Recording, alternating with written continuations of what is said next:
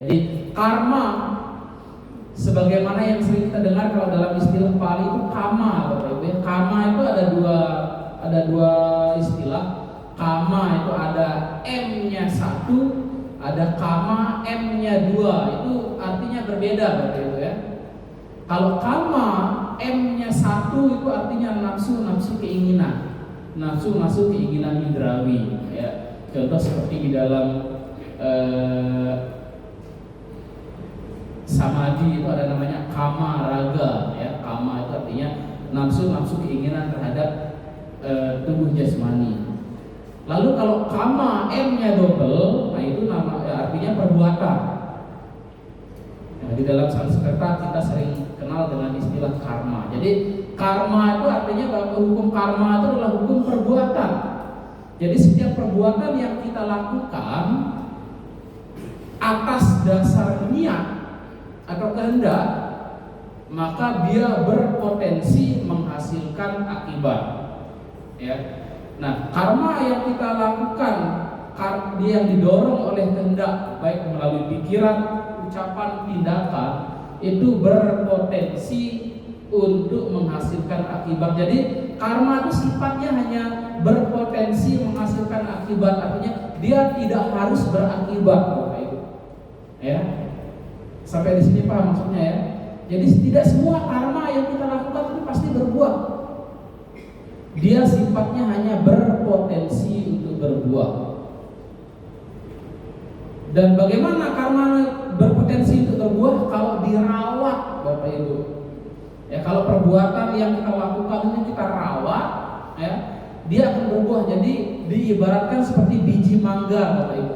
Biji mangga ini punya potensi untuk menjadi pohon mangga dan berbuah mangga, betul ya? Tapi tidak selalu biji mangga itu pasti jadi pohon mangga, pasti berbuah mangga, tidak. Kalau biji mangga ini kita tanam di tanah yang subur, kita kasih pupuk, kita rawat, kita siram, dia akan tumbuh menjadi pohon mangga dan akan berbuah mangga. Tapi kalau biji mangga ini hanya kita letak begitu saja, Bapak Ibu, ya, nggak dirawat, nggak diperhatikan, nggak disiram, nggak dipupuk, biji mangga itu nanti akan busuk, mati dan tidak jadi berbuah. Karma juga demikian. Perbuatan yang kita lakukan juga sama, Bapak Ibu. Ya. Kalau perbuatan baik yang kita lakukan lalu tidak pernah kita rawat, ya. Kalau cara merawatnya kan ada di dalam sutta, ya. Lakukan dengan teknologi dan sebagainya ada, ya. Jadi kalau tidak kita rawat, karma ini dia juga tidak akan berbuah. Jadi karma itu bisa expired, Bapak Ibu ya. Jadi tidak punya kesempatan untuk berbuah. Nah ini nanti akan Bapak sampaikan di bagian berikutnya. Jadi karma yang berbuah itu adalah karma yang kita rawat. Ya, salah satu cara merawat karma adalah dilakukan berulang-ulang. Tapi kalau karma yang kita lakukan dalam hidup hanya sesekali waktu, 2 kali dalam hidup kita, nggak pernah kita rawat, nggak pernah kita ingat, nah itu bisa tidak berbuah, Bapak Ibu. Entah itu karma baik atau karma buruk. Ya, jadi karma itu muncul dari 3 pintu, Bapak Ibu ya. Dari apa yang kita pikirkan, apa yang kita ucapkan, dan apa yang kita lakukan. Saya pikir Bapak Ibu dari sampai sini sudah paham tentang hukum karma ya. Jadi kita lahir sebagai manusia ini yang merupakan bagian dari 31 alam kehidupan ini, Bapak Ibu, kita dicengkram oleh hukum karma ini.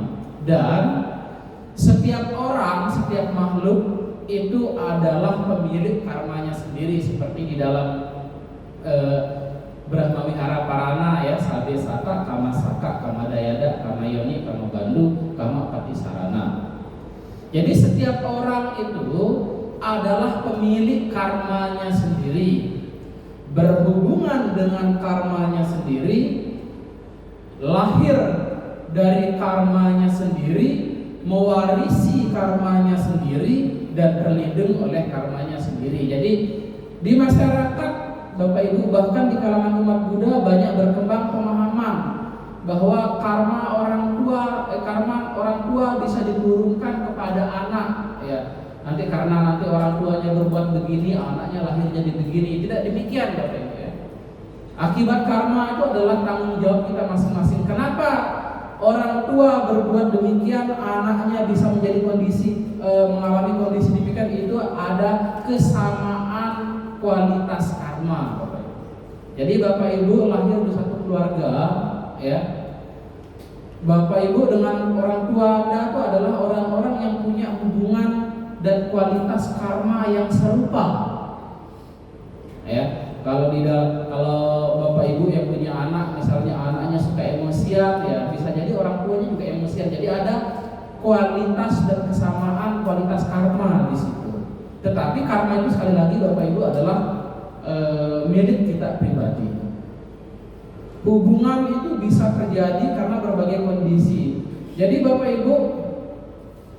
Ibu suami istri dan anak ya di dalam keluarga sekarang ini itu sebetulnya terjadi juga di masa-masa lampau, tidak saja hanya dalam kehidupan ini. Ya, bisa jadi yang sekarang ini bapaknya, dulu itu adalah anaknya, ya dulu adalah saudaranya dan sebagainya. Dan mereka punya hubungan, baik itu hubungan yang positif maupun hubungan yang negatif. Jadi kenapa orang sekarang berkeluarga suami istri berantem terus kerjanya Bapak Ibu? Ya bisa jadi di kehidupan lampau mereka itu adalah musuh. Saking kuat permusuhannya, bertemu dalam kehidupan ini, bertemu sebagai suami istri, kerjanya berantem terus. Ya. Maka saya masih ingat Bapak Ibu begini. Zaman saya kecil dulu satu teman sekolah saya ini Bapak Ibu, satu cewek satu cowok, setiap hari berantem terus, cakar-cakaran, jambak-jambakan. Apa yang terjadi Bapak Ibu? Setelah besar mereka jadi suami istri. Makanya hati-hati bagi anak muda, jangan suka berantem sama ya, yang cowok-cowok jangan suka berantem sama cewek, yang cewek jangan suka berantem sama cowok. Takutnya nanti Anda berjodoh. Ya. Karena karma itu bekerja dengan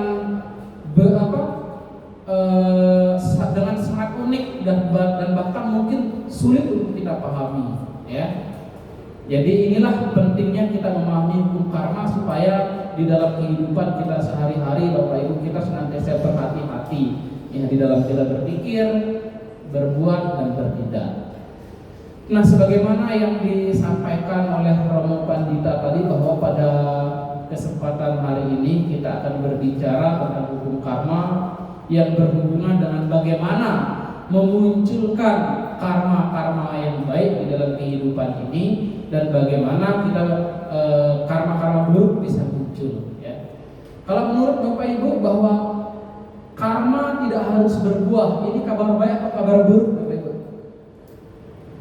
Hah? Kalau saya berbuat jahat, ya, perbuatan yang saya lakukan ini nggak mesti harus berbuah. Kalau tidak saya rawat, itu kabar baik atau kabar buruk? Hah? Kabar baik ya. Tapi sebaliknya perbuatan baik yang kita lakukan juga tidak harus berbuah Bapak Ibu. Kalau Bapak Ibu melakukan kebaikan hanya sesekali waktu, kemudian tak pernah merenungkannya, tak pernah mengulanginya, itu juga tidak berbuah. Ini kabar baik atau kabar buruk? Hah? Kabar baik juga ya. Nah, jadi itulah yang penting untuk kita pahami bersama Bapak Ibu ya, hukum karma adalah hukum perbuatan yang dilandasi oleh kehendak atau niat yang berpotensi untuk menghasilkan akibat. Nah, karma baik kita dan karma buruk kita itu siapa yang mengkondisikan kita sendiri Bapak Ibu ya. Jadi ada kondisi-kondisi yang dapat menumbuh suburkan karma kita yang baik, ada juga kondisi-kondisi yang dapat menumbuh suburkan karma kita yang buruk. Rumusnya adalah karma baik di dalam kehidupan ini akan terus-menerus muncul kalau kita sukses Bapak Ibu. Dan sebaliknya karma buruk akan terus bermunculan menghasilkan akibat kalau kita gagal atau tidak sukses. Ya. Seperti Jack Ma bilang, kalau Anda miskin dan tidak sukses, kata-kata bijak Anda akan terdengar seperti kentut. Coba kalau orang yang miskin ngomong ceramah kata-kata bijak, Bapak nggak ada orang yang dengar, ya. Tapi kalau Anda sukses dan kaya, kentut Anda akan terdengar sangat bijak. Ini kutipan dari Jack Ma. Kira-kira betul nggak di zaman sekarang begitu ya? Ya kalau orang kaya, orang sukses, Bapak Ibu, kalau dia ngomong buang aja orang percaya loh. Bener nggak ya? Bener nggak? Tapi kalau orang yang tidak sukses ngomong tentang kebaikan apa nggak ada orang dengar. Nah, ya, kehidupan memang begitu Bapak Ibu ya. Nah maka jadilah sukses di dalam kehidupan ini. Maka karma, kalau Anda sukses, karma Anda akan terus karma baik Anda akan terus berbuah. Buah-buah karma baik Anda akan terus menerus bermunculan satu demi satu. Tetapi sebaliknya kalau kita gagal di dalam kehidupan ini, maka itu adalah kesempatan bagi karma buruk kita untuk terus menerus menghasilkan akibat dan karma baik kita menjadi lumpuh. Nah, di dalam penjelasan Sang Buddha Bapak Ibu ada 4 jenis kesuksesan yang akan menumbuh suburkan dan memunculkan karma baik kita, dan ada 4 jenis kegagalan yang akan memunculkan dan menumbuh suburkan karma kita yang buruk. Ya.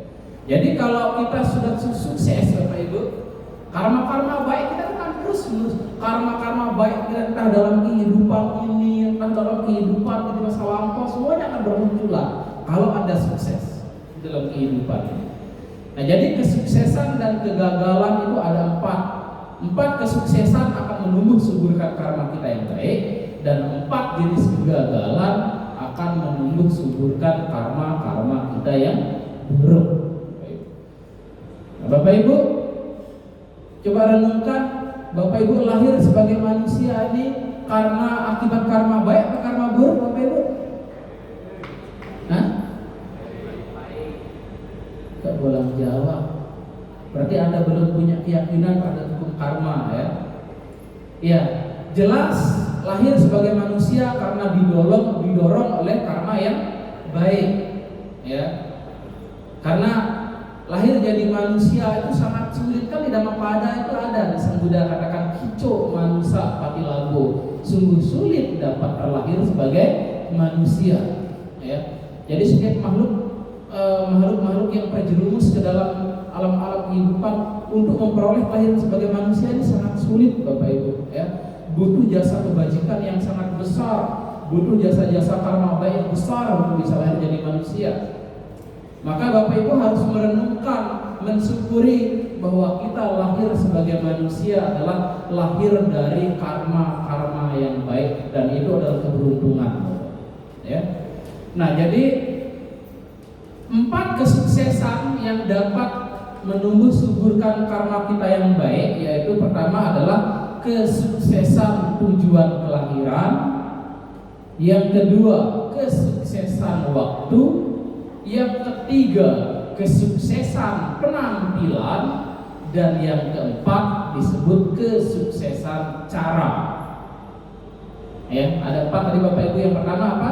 Ada 4 jenis kesuksesan ya. Yang kalau keempat kesuksesan ini kita raih, karma kita akan terus menerus berbuah. Yang pertama kesuksesan tujuan kelahiran, yang kedua kesuksesan waktu, yang ketiga kesuksesan penampilan, dan yang keempat kesuksesan cara. Nah, kegagalan juga sama Bapak Ibu. Jadi ada 4 jenis kegagalan yang menumbuh suburkan karma kita yang buruk. Yang pertama kegagalan dalam tujuan kelahiran, yang kedua kegagalan waktu, yang ketiga kegagalan dalam penampilan. Ya, coba Bapak Ibu bandingkan dan perhatikan. Kalau orang ganteng atau orang cantik sayang dengan binatang, ngelus-ngelus kucing, orang pasti sanjung-sanjung dia Bapak Ibu ya. Wah, lihat loh, dia sudah ganteng, sudah cantik, penyayang lagi, cool lagi katanya. Coba kalau orang yang sayang binatang itu wajahnya jelek, ya, tanggapan orang pasti lain. Nah, ialah sebangsa mereka, begitu ya. Ya memang karma kerja seperti itu, Bapak Ibu, ya, itu namanya kegagalan penampilan, ya. Kalau orang lahir sebagai manusia, ya, lahir cantik, ganteng, itu artinya dia sukses di dalam penampilan. Atau lahir sebagai manusia dengan panca indera yang lengkap dan semuanya berfungsi dengan baik, itu namanya sukses di dalam penampilan. Tapi kalau seorang lahir dengan penampilan yang buruk, serem, ya, Bapak Ibu mungkin pernah lihat orang, dia diam aja sudah menakutkan loh, Bapak Ibu. Pernah jumpa orang begitu ya? Dia diam aja sudah menakutkan, ya. Sudah berpenampilan tidak menarik, ya, menakutkan. Kemudian panca inderanya tidak lengkap dan tidak berfungsi dengan baik, ya. Bapak Ibu tahu paham maksudnya, ya? Ada orang yang lahir dengan panca indera yang tidak lengkap, misalnya lahir sudah nggak bisa ngomong, tuli, ya, bisu. Ada orang yang lahir sudah tidak bisa melihat, tidak bisa mendengar, sudah tidak bisa berjalan. Nah, itu artinya orang yang lahir dengan panca indera yang tidak lengkap dan tidak berfungsi dengan baik. Nah, itu disebut dengan kegagalan di dalam penampilan. Dan yang terakhir adalah kegagalan cara. Jadi 4 jenis kegagalan ini akan menumbuh suburkan karma-karma kita yang buruk, Bapak Ibu. Baik, kita lanjut yang pertama. Kalau hari ini tidak habis, kita akan lanjutkan minggu depan, Bapak Ibu. Ini agak banyak dikit, ya. Pertama adalah kesuksesan tujuan kelahiran. Ya, jadi bagi kita manusia, Bapak Ibu, yang tinggal di planet ini, yang seperti yang Bante sampaikan tadi, dalam kosmologi Buddhis, kehidupan kita sebagai manusia ini bukan satu-satunya makhluk, Bapak Ibu, ya. Jadi kita manusia inilah bagian dari kosmologi Buddhis yang disebut dengan 31 alam kehidupan. Jadi manusia ini adalah salah satu dari 31 tadi, ya. Nah, di dalam 31 alam kehidupan itu secara teknis dibagi 3, Bapak Ibu, ya. Dibagi 3. Yang pertama, kalau alam kehidupan di dalam agama Buddha, istilah palinya itu bumi atau loka, Bapak Ibu, ya. Jadi kata bumi di dalam bahasa Indonesia sekarang ini saya kira itu diambil dari bahasa Pali. Bumi itu artinya alam semesta atau alam kehidupan, ya. Tapi ada juga istilah lain yaitu loka. Ya, kalau di dalam Parita Buddha Nusati itu Sugato Loka Widu, ya, artinya mengenal seluruh alam kehidupan. Nah, di dalam kosmologi Buddhis terdapat 31 alam kehidupan di dalam galaksi planet kita ini, di alam semesta kita ini, yang secara teknis kondisinya dibagi menjadi 3. Ya, kita ambil istilahnya istilah bumi saja, ya.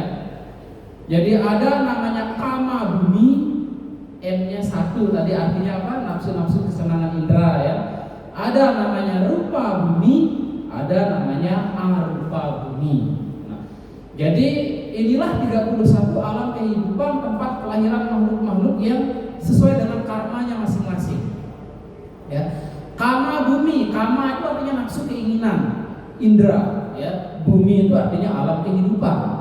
Jadi kama bumi itu artinya alam-alam kehidupan yang makhluk-makhluknya masih diliputi oleh nafsu kesenangan indera, atau makhluk-makhluk yang mempunyai indera yang lengkap. Indera yang lengkap itu artinya nama dan rupa, batin dan jasmaninya itu lengkap. Contohnya seperti kita nih, Bapak Ibu, ya. Lalu yang kedua namanya rupa bumi, jadi berhubungan dengan jana. Jadi rupa bumi itu artinya alam kehidupan bagi makhluk-makhluk yang telah mencapai rupa jana, maka makhluknya disebut rupa Brahma. Lalu yang ketiga, arupa bumi. Arupa itu tanpa bentuk, ya, dia tidak punya rupa, tidak punya tubuh, dia hanya punya batin, ya. Kalau rupa tadi kan dia punya bentuk, tapi dia tidak punya batin, ya. Jadi arupa bumi ini artinya alam kehidupan bagi makhluk-makhluk yang telah mencapai arupa jana, maka makhluknya namanya arupa Brahma. Nah, jadi dari 31 alam kehidupan tadi, Bapak Ibu, yang tergolong di dalam kama bumi, alam-alam kehidupan yang makhluk-makhluknya masih diliputi nafsu kesenangan indera itu ada 11. Kan tadi semuanya 31 ya. Lalu yang tergolong ke dalam rupa bumi atau alam rupa Brahma itu ada 16. Dan yang tergolong arupa bumi itu ada 4. Jadi semuanya kalau dijumlahkan 31 Bapak Ibu ya. Nah, sekarang kita lihat Bapak Ibu, kita berbicara tentang alam kehidupan dalam lingkup kita, yaitu alam kehidupan lingkup indrawi, kama bumi ya, atau kalau dalam istilah teknisnya kama bumi 11 alam kehidupan yang makhluk-makhluknya masih memiliki nafsu-nafsu kesenangan indera. Nah, secara kondisi Bapak Ibu, 11 alam kama bumi ini dibagi 2 lagi. Ada namanya dugati bumi, ada namanya sugati bumi ya. Yang sekarang kita kenal dengan surga dan neraka itu kurang lebih begitu ya. Surga itu sebetulnya itu istilah Buddhis Bapak Ibu ya. Surga itu dari 2 bahasa. Dalam bahasa Pali namanya saga, dalam bahasa Sanskerta namanya swarga. Tapi orang sekarang lebih kenal, lebih gampang ngomong swarga itu jadi surga. Surga atau swarga atau saga dalam bahasa Pali itu artinya tujuan yang menyenangkan. Itu Bapak Ibu ya. Jadi kalau Bapak Ibu ditanya apakah di dalam agama Buddha ada surga? Ada dan banyak. Bahkan istilah surga itu berasal dari agama Buddha, yaitu swarga, yang artinya tujuan yang menyenangkan. Itu arti surga Bapak Ibu ya. Jadi surga itu istilah Sanskerta. Artinya itu tadi kalau ditanya sama orang, surga itu artinya apa? Tujuan yang menyenangkan. Nah, jadi 11 alam kama bumi, alam kehidupan lingkup indrawi ini saudara-saudara semua, secara kondisi dibagi 2, ada namanya dugati bumi, ada sugati bumi. Dugati itu berasal dari kata dasar duka yang artinya menderita. Sedangkan bumi artinya alam kehidupan. Jadi dugati bumi itu artinya alam-alam kehidupan yang makhluk-makhluknya cenderung menderita. Itu namanya dugati bumi ya. Lalu yang kedua namanya sugati bumi. Su itu berasal dari kata dasar suka. Suka dalam istilah Pali itu artinya bahagia ya. Jadi sugati bumi itu artinya alam-alam kehidupan yang makhluk-makhluknya cenderung berbahagia. Jadi di dalam kama bumi 11 itu ada 4 alam kehidupan yang termasuk dugati bumi, dan ada 7 alam kehidupan yang termasuk sugati bumi. Artinya ada 4 jenis alam kehidupan yang disebut alam yang makhluk-makhluknya selalu menderita, dan ada 7 alam kehidupan yang makhluk-makhluknya cenderung berbahagia.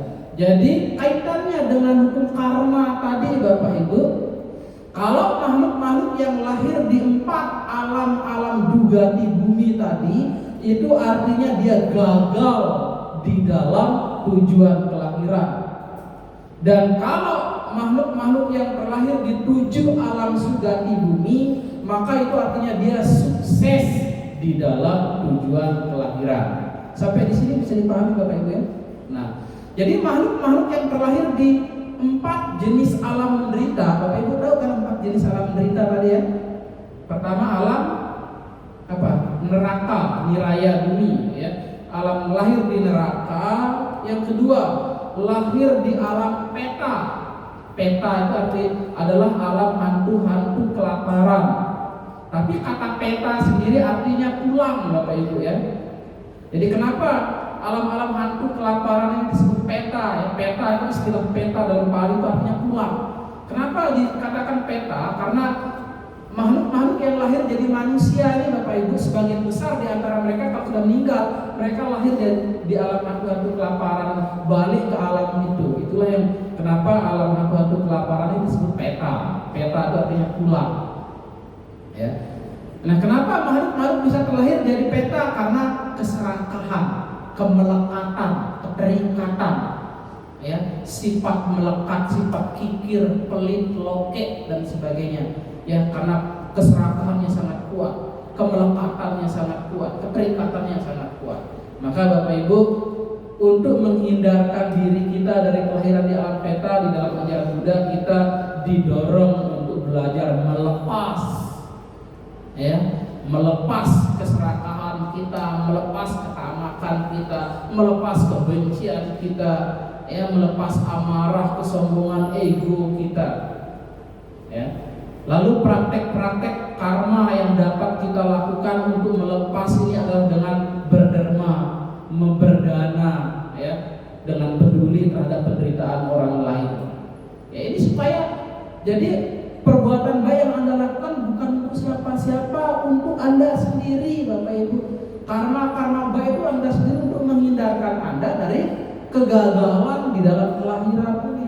Jadi seperti kebaktian, baca parita, mendengarkan dharma seperti ini, itu tujuannya untuk Anda sendiri, supaya Anda terhindar dari kegagalan di dalam kelahiran tadi, ya. Jadi lahir di alam neraka, lahir di alam peta, ya. Alam peta tadi alam apa? Hantu kelaparan. Kebetulan ini masih bulan hantu, ya. Banyak dalam kepercayaan tradisi orang Tionghoa di Batam ini bulan hantu, katanya hantunya sedang keluar bergentayangan. Tapi dalam pandangan Buddhis, hantu setiap hari ada, nggak cuma pas bulan 7, Bapak Ibu, ya. Jadi hantu setiap hari ada. Bahkan dalam diri kita ini punya potensi jadi hantu. Karena apa? Kita punya keserakahan, kita punya ketamakan, kita punya kemelekatan. Kalau ini kita pelihara terus, Bapak Ibu, maka itulah yang membuat kita lahir cokwi, jadi hantu kelaparan, ya. Jadi peta yang ketiga namanya alam asura, asiolo. Ya, asura itu adalah alam-alam kehidupan, apa istilahnya kalau dalam bahasa modernnya astral, ya, makhluk-makhluk yang bentuknya seram, yang kan banyak cerita-cerita di kitab suci itu. Dan makhluk asura ini tinggal di tempat terpencil, Bapak Ibu, seperti di hutan, gunung, gua-gua, di laut, ya, dan di tempat-tempat terpencil. Kalau makanya Bapak Ibu kadang pergi ke hutan atau ke pantai kemana, katanya angker banyak makhluk, itu biasanya asura, ya. Asiolo, asura itu adalah makhluk alam menderita, yang mana makhluk lahir sebagai asura ini karena apa? Karena sering SMS, Bapak Ibu. Itu maksudnya SMS, ya. SMS itu adalah istilah yang saya berikan untuk sifat iri hati, iri dengki. Jadi kalau saya beri istilah iri hati ini dengan SMS, senang melihat orang susah dan susah melihat orang senang. Nah, itu namanya sifat iri hati, Bapak Ibu. Kalau kita iri hati terus sama orang, ya, itulah yang mendorong makhluk-makhluk lahir jadi asura itu, Bapak Ibu, ya. Jadi orang iri hati kan begitu, Bapak Ibu, ya, senang melihat orang susah dan susah melihat orang senang. Nah, sifat-sifat inilah yang membawa makhluk-makhluk terlahir di alam asura. Saya lupa tadi, kalau neraka itu makhluk yang lahir di alam neraka tadi didorong oleh apa? Kebencian kita, Bapak Ibu, ya. Kebencian, kemarahan, rasa dendam, niat-niat jahat, itu yang mendorong kita untuk lahir di alam neraka tadi.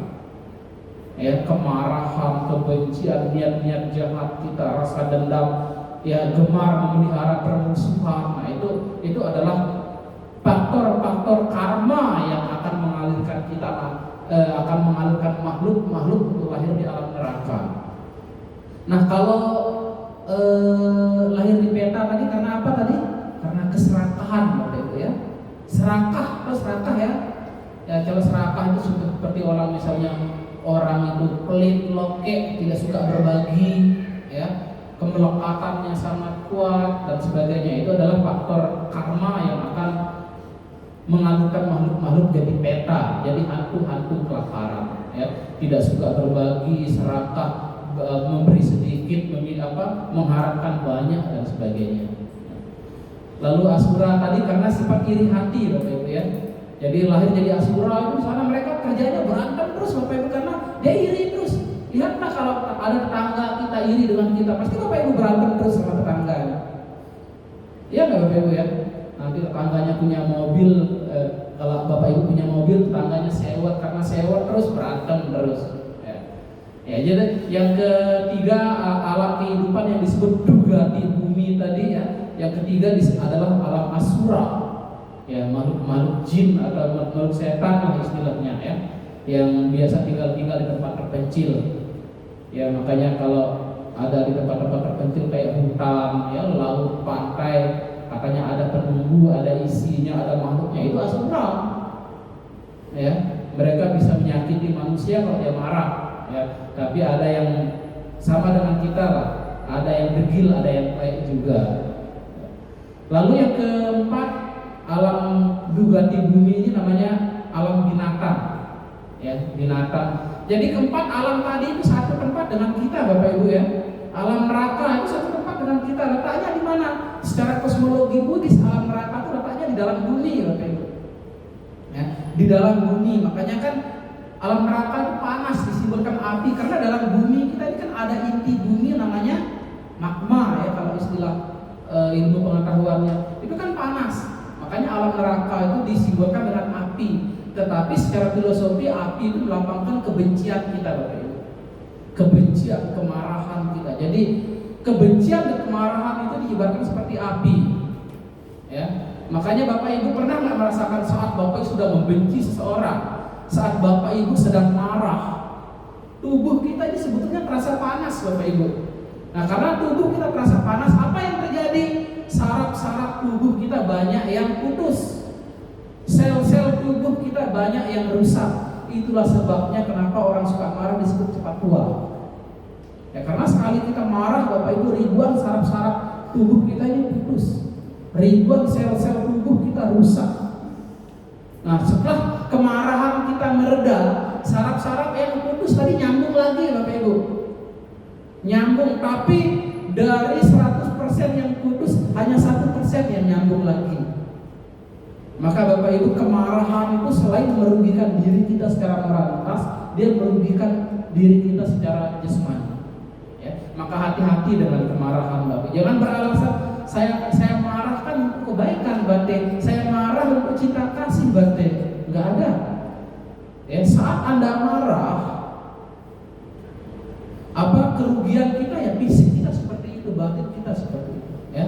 Dan kalau kemarahan ini terus-menerus kita pelihara di dalam kehidupan dan menjadi karakteristik batin kita dan bertahan sampai kita meninggal, maka setelah kita meninggal, welcome to hell. Ya, terlahir di alam neraka. Ya, jadi alam neraka. Yang kedua tadi apa? Peta. Yang ketiga Asura, dan yang keempat binatang. Peta juga sama, tinggalnya sama dengan kita ya. Peta itu tinggal di bangunan-bangunan kosong. Kalau Bapak Ibu pernah baca Tirokuda Sutta nggak? Di depan-depan pintu kita, ya, di depan-depan jendela, gitu ya, di perempatan-perempatan jalan, di pertigaan jalan. Kalau yang di depan-depan pintu kita itu siapa biasanya? Dulunya itu sanak saudara kita, Bapak Ibu. Ya, mungkin dia masih terikat dengan tempat itu ya, terikat dengan keluarganya, dia tinggal di situ. Maka Bapak Ibu kalau nampak makhluk-makhluk hantu peta itu, kalau panggil bante, jangan suruh bante usir. Ya, karena makhluk-makhluk peta itu adalah makhluk-makhluk yang menderita, yang membutuhkan pertolongan Anda, membutuh Anda untuk melimpahkan jasa. Ya, karena ada loh Bapak Ibu di Batam ini, ya, katanya di rumahnya ada hantu, panggil bante, suruh datang ke rumahnya, suruh usir. Ya, masa biku suruh mengusir, jahat betul. Ya, dalam agama Buddha makhluk-makhluk seperti itu bukan untuk kita benci, tetapi untuk kita bantu melalui limpahan jasa kebajikan. Ya, Asura sama kemudian binatang. Nah, jadi lahir makhluk-makhluk yang lahir di salah satu dari 4 alam menderita tadi itu disebut gagal di dalam tujuan kelahiran, Bapak Ibu. Sehingga makhluk-makhluk yang lahir di alam neraka kura dan binatang, hampir sepanjang hidup mereka itu hanya menikmati karma-karma mereka yang buruk. Artinya menikmati penderitaan. Tapi penderitaan nggak bisa dinikmati, Bapak Ibu ya. Mereka hanya akan mengalami penderitaan. Jadi bukan berarti Bapak Ibu makhluk yang lahir di alam neraka itu bukan berarti mereka tak punya timbunan karma baik, Bapak Ibu. Mereka punya. Tetapi karena gagal di dalam tujuan kelahiran, karena buruk, karma baiknya itu lumpuh, tak punya kesempatan untuk berbuah, expired seperti yang di awal Bante bilang tadi. Ya, jadi makhluk yang lahir di alam neraka, alam peta, sepanjang hidup mereka menderita terus, Bapak Ibu. Sudah menderita, umurnya panjang lagi. Kayak alam neraka ya, makhluk-makhluk yang lahir di alam neraka itu bisa berumur miliaran tahun, bahkan triliunan tahun. Dan dalam kurun waktu itu bahkan ada yang berkalpa-kalpa, Bapak Ibu. Ya, seperti contohnya dalam kehidupan Buddha, siapa? Biku Dewadatta. Ya, Biku Dewadatta karena karma buruk yang sangat berat, lahir di alam neraka. Dia harus lahir di alam neraka selama 500 kalpa, Bapak Ibu ya. Satu kalpa itu artinya satu kali bumi ini terbentuk sampai bumi ini hancur baru satu kalpa. Itu berapa triliun tahun, Bapak Ibu. Dan Biku Dewadatta harus mengalami penderitaan di alam awicin neraka itu selama 500 kalpa. Bayangkan ya. Kalau makhluk-makhluk sudah terjerumus ke dalam salah satu dari 4 alam menderita ini, sulit bagi mereka untuk lahir jadi manusia lagi. Maka dalam hal ini Bapak Ibu, dengan memahami hukum karma ini, setiap harinya Bapak Ibu, hati-hatilah kita di dalam berpikir, hati-hatilah kita di dalam berkata-kata, dan berhati-hatilah kita di dalam berbuat. Ya. Jadi lahir di empat alam menderita ini disebut dengan gagal di dalam tujuan kelahiran. Mereka tidak akan sulit untuk menemukan kebahagiaan, karena ketika makhluk lahir di salah satu dari 4 ini, yang berbuah di sana hanya karma buruk saja. Karma baik tidak bisa berbuah di alam itu. Di alam neraka, di alam peta, alam asura, ya. Alam binatang adalah 1-2 binatang yang kadang-kadang punya kesempatan karma baik, Bapak Ibu ya. Karena kalau kita ngomong binatang, ada loh Bapak Ibu binatang yang nasib kehidupannya lebih baik daripada manusia. Ya, contoh ada binatang, contohnya anjing peliharaan. Ada Bapak Ibu di wihara Sungai Panas itu, anjingnya itu dia tinggalnya di satu kamar, kamarnya ber-AC, punya toilet sendiri. Dan anjing ini kalau nggak dapat AC dia gelisah, nggak bisa tidur, Bapak Ibu. Bahkan ada manusia seumur hidup nggak pernah tinggal di rumah AC. Ya ada, tapi itu nanti kita berbicara ya. Ada yang tanya, kenapa bisa begitu ya, Bante? Jadi begini, ada orang yang di dalam kehidupan Buddha itu ada cerita begini. Ada orang yang kerjanya mencuri, merampok di orang-orang kaya, tapi hasil rampokan, hasil curiannya dibagi-bagikan untuk fakir miskin, Bapak Ibu. Itu karma baik atau karma buruk? Ada karma baiknya, ada karma buruknya, Bapak Ibu. Ya. Jadi kondisi seperti itulah yang mengakibatkan orang lahir jadi binatang, tapi kondisinya bagus. Ya, dia mencuri, merampok sama orang-orang kaya dari mafia-mafia, ya. Tapi nanti itu dia berikan untuk orang-orang miskin. Seperti bilang zaman saya kecil dulu namanya apa? Robin Hood ya. Nah, Robin Hood kan begitu. Dia merampok-rampok, nyuri-nyuri dari orang kaya, tapi nanti dia bagikan sama orang-orang miskin.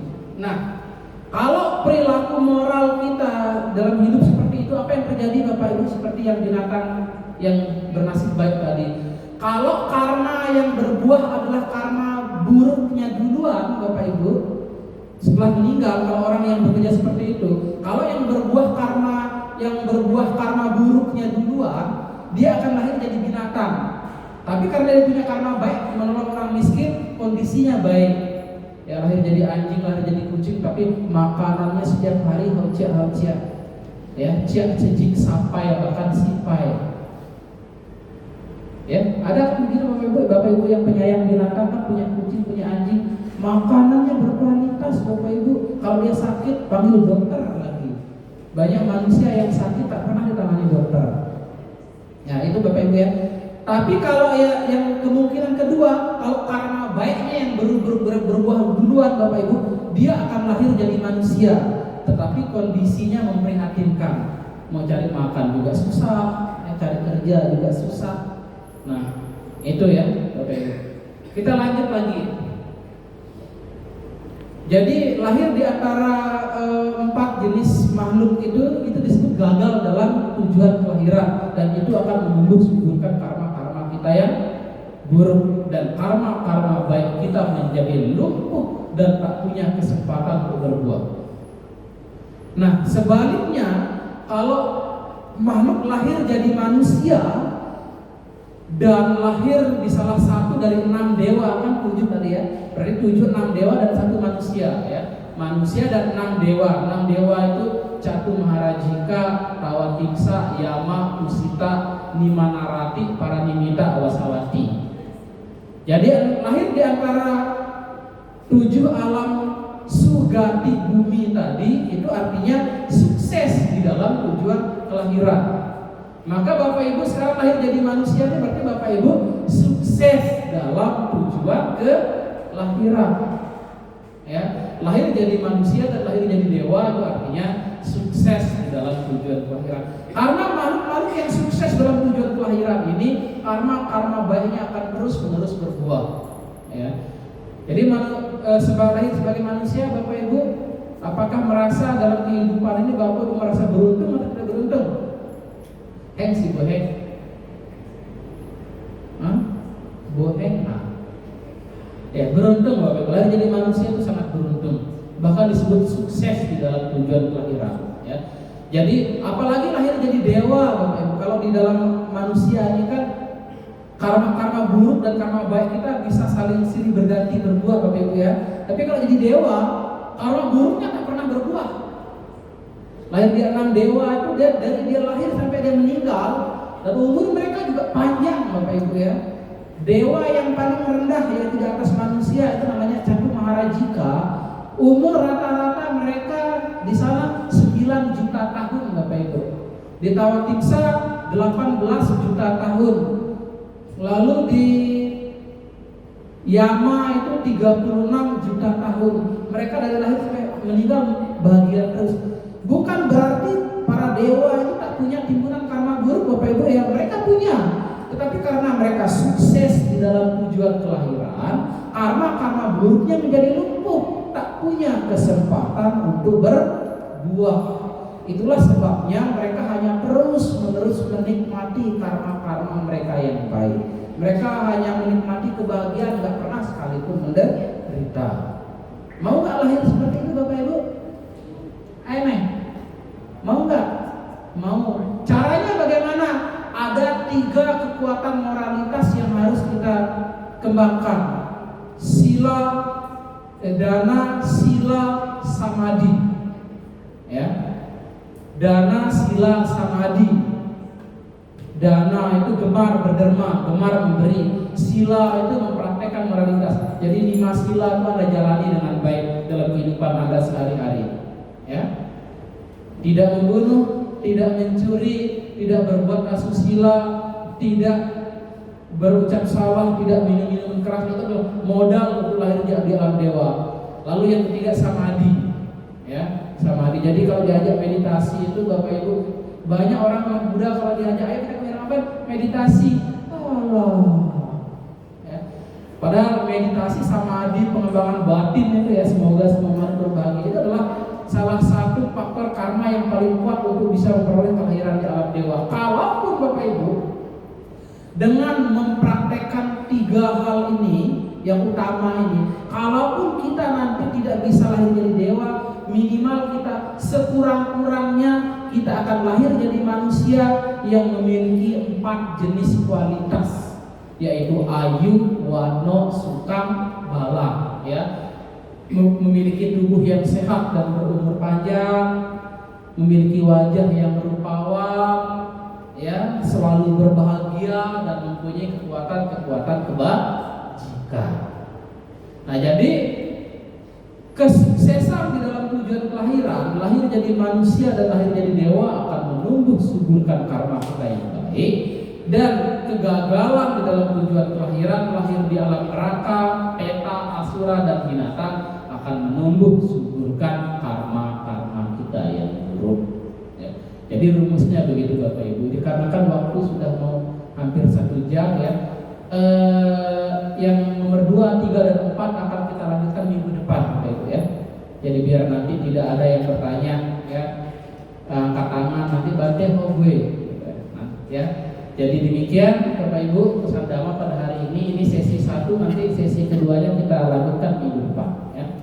Semoga Bapak Ibu dapat memahami Dhamma ini dengan baik dan dapat dipraktekkan di dalam kehidupan kita sehari-hari.